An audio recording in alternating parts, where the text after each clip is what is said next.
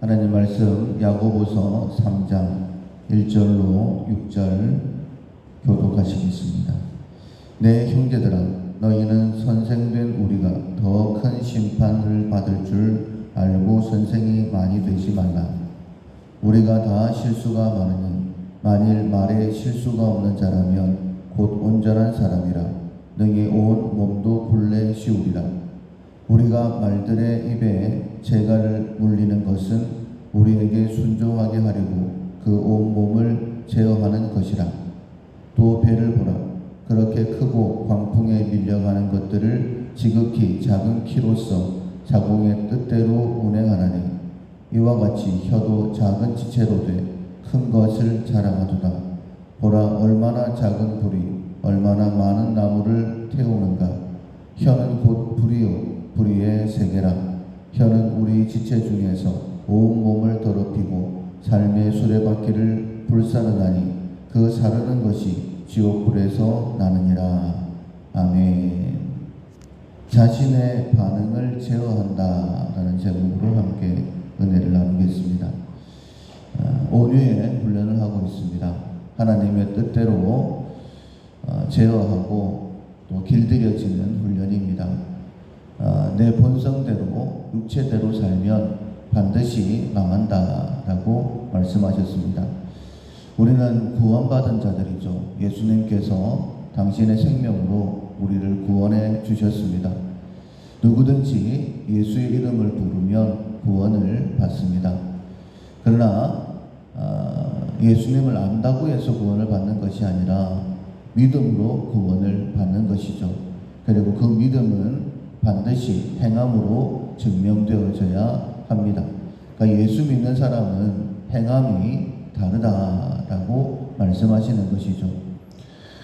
그 행함은 본능이 아니라 하나님의 뜻대로 행하는 것입니다.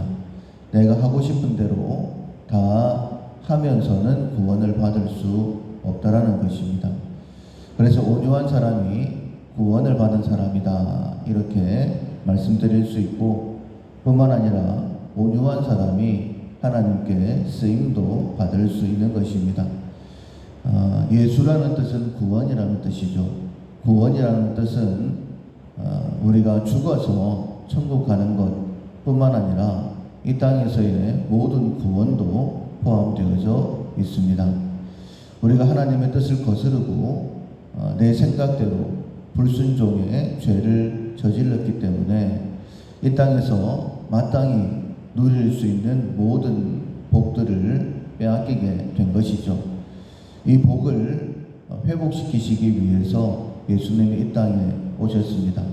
그래서 예수님을 믿는 믿음의 사람들은 예수 그리스도 안에서 항상 기뻐할 수 있습니다. 회복되었기 때문에 범사에 감사할 수 있습니다. 회복된 것을 또 기대하며 바라볼 수 있기 때문에, 그리고 쉬지 않고 기도할 수 있습니다. 문제가 있을 때마다 해결하시는 분이 예수님이시기 때문이죠. 그러나 만약 우리가 온유하지 못하다라고 한다면, 내 뜻대로 내 생각대로만 살아간다라고 한다면 그 이름을 믿지 않는 자들은 벌써 심판을 받은 것이다 라고 말씀하신 것처럼 이 땅의 삶이 결코 행복하지 않습니다. 왜냐하면 회복의 은혜를 누릴 수 없기 때문입니다.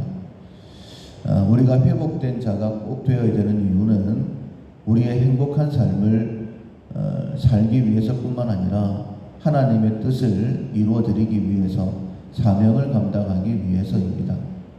사명을 우리에게 맡겨주셨는데 아무나 이 사명을 감당할 수 있는 게 아니죠. 성령께서 특별히 함께 하시고 능력을 더해 주셔야지만이 이 사명을 감당할 수 있는데, 하나님께서는 온유한 자에게 기업을 주신다, 온유한 자에게 능력을 주신다라고 그렇게 분명히 말씀하셨습니다. 그래서 특별히 우리의 삶에 애매히 고난을 당할 때에, 부당하게 고난을 당할 때에, 좀 말이 안 되는 그런 일들이 내 삶에 일어날 때에 하나님께서 내가 온유한 사람인가 아닌가 달아보신다라고 믿으시고, 특별히 특별히 자신의 반응을 제어하는, 쉽게 반응하지 않는, 내 감정을 드러내지 않는 그런 훈련을 꼭 하셔야 됩니다. 우리는 하나님을 믿는 사람으로서, 예수님을 믿는 사람으로서 온유의 모습을 하나님께 보여드려야 되는 것이죠. 하나님께서 이스라엘 백성들을 출애굽시키셨습니다. 가나안 땅으로 인도하시기 위함이었죠. 그런데 돌쳐서 광야길로 인도하십니다. 여러 가지 이유를 말씀하셨어요. 첫 번째로는 해변길은 가깝지만은 아직 믿음이 온전하지 않았기 때문에 전쟁이 일어나면 돌아가자 할 수 있기 때문에 광야길로 인도하셨고, 두 번째로는 우리를 시험하시고 낮추시기 위함이라고 했습니다. 정말 우리가 하나님을 믿는지 안 믿는지 하나님께서 우리의 마음을 알기 위함이다라고 말씀하셨죠. 즉 우리의 삶에 여러 가지 일들이 일어날 때에 내가 진짜 하나님을 믿는 사람인지 아닌지를 하나님께 보여드릴 수 있다라는 거예요. 특별히 말하고 싶을 때에, 상대방이 잘못하고 있을 때에 내가 뭔가 아무 생각 없이 말을 하는지 안 하는지 하나님께서 알고 싶으시다라는 거예요.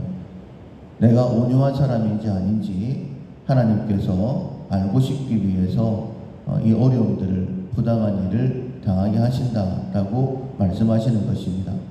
그러나 이 모든 일의 마지막은 마침내 우리에게 복을 주시기 위함이다 라고 말씀하셨습니다. 내 감정을 제어하지 못하고 다스리지 못하고 쉽게 반응하게 되어지면 하나님의 복이 점점 뒤로 미루어지는 것이죠. 그러나 오늘 내가 한번 참고 하나님을 생각함으로 참게 되어지면 하나님께서 우리의 믿음을 인정하시고 우리에게 더 큰 은혜와 회복의 시간을 앞당겨 주시는 것입니다. 오늘 본문에 보면 바울이 우리같이 선생된 자들 참 조심해야 된다.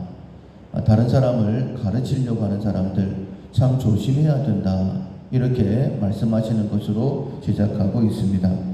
왜냐하면 더 큰 심판을 받기 때문이다 라고 말씀하고 있죠. 가르치는 일은 참 좋은 일입니다. 그러나 만약 내 감정을 다스리지 못하고 상대방의 잘못을 지적하고 판단하면서 거기에만 그친다라고 한다면 하나님의 심판이 따를 수밖에 없다라는 것이죠. 왜냐하면 우리는 다 실수가 많은데 특별히 말의 실수가 많습니다. 다른 사람을 가르치려고 하다 보면 내 감정도 드러나게 되어지고 잘못된 것을 말하기 쉽기 때문입니다. 설령 우리가 바른 말을 한다 할지라도 결코 판단해서는 안 되는데 가르치는 것과 판단하는 것 사이에 우리가 경계를 잘못 정하고 넘어갈 때가 너무나 많이 있죠. 판단하게 되어지면 만약 그것이 판단이 된다라고 한다면 우리는 하나님의 심판을 받게 된다라고 분명히 말씀하시는 것이죠. 그래서 여러 가지 예를 들어 가지고 설명하고 있는데 3절에서는 말에 재갈을 물리는 것, 왜냐하면 재갈을 물려야지만이 그 힘이 제어될 수 있기 때문이죠. 그리고 4절에서는 배를 움직이는 작은 키를 이야기를 하고 있습니다. 그렇게 혀라는 것이 우리의 온 몸의 방향을 바꾼다라는 거예요. 내가 반응을 제어하면서 하나님의 뜻이 뭘까?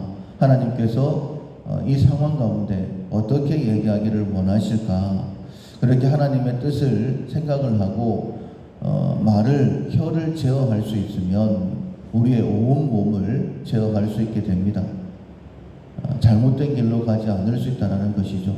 그러나 말을 함부로 하게 되어지면, 내 생각대로 말하게 되어지면 말하는 당시에는 내가 하는 말이 분명히 옳습니다. 바른 말을 한다라고 생각을 할 거예요. 그러나 우리가 말을 쏟아내고 난 다음에 한 번만 생각을 해보면 내가 한 말이 바른 말일까? 정말 하나님의 뜻일까? 하나님께서 이 말을 하는 것을 허락하셨을까? 한 번만 생각을 해보면 분명히 좀 부끄러운 마음도 들 것이고 하나님 앞에 죄송스러운 그런 마음이 많이 들 것입니다. 말에 재갈을 물리는 것처럼 키로서 온 배를 방향을 정하는 것처럼 내 혀가 내 삶을 방향을 정한다라는 사실을 꼭 기억하시고 함부로 반응하지 않고 반응을 제어하는, 특별히 말하는 것에 조심할 수 있는, 그래서 온유한 자로서 하나님 앞에 세워지고 귀하게 쓰임받는 우리 모두가 될 수 있기를 주님의 이름으로 축원합니다. 아멘. 찬송가 375장 나는 갈 길 모르니, 375장 찬양하시겠습니다. 나는 갈 길 모르니 주여 인도하소서. 어디 가야 좋을지 나를 인도하소서.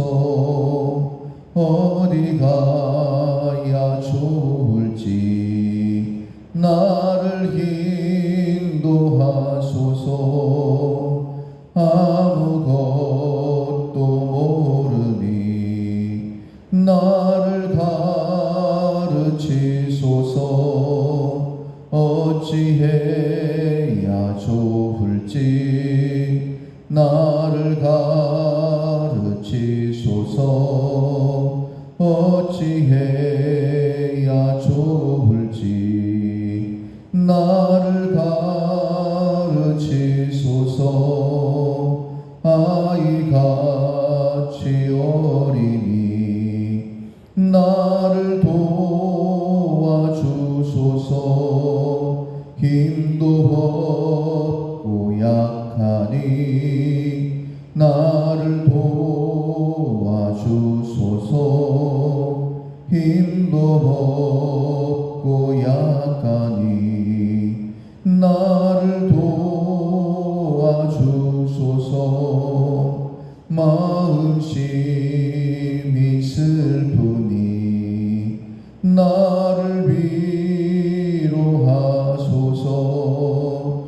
의지 없이 다니니 나를 위로하소서. 의지 없이 다니니 나를 위로하소서.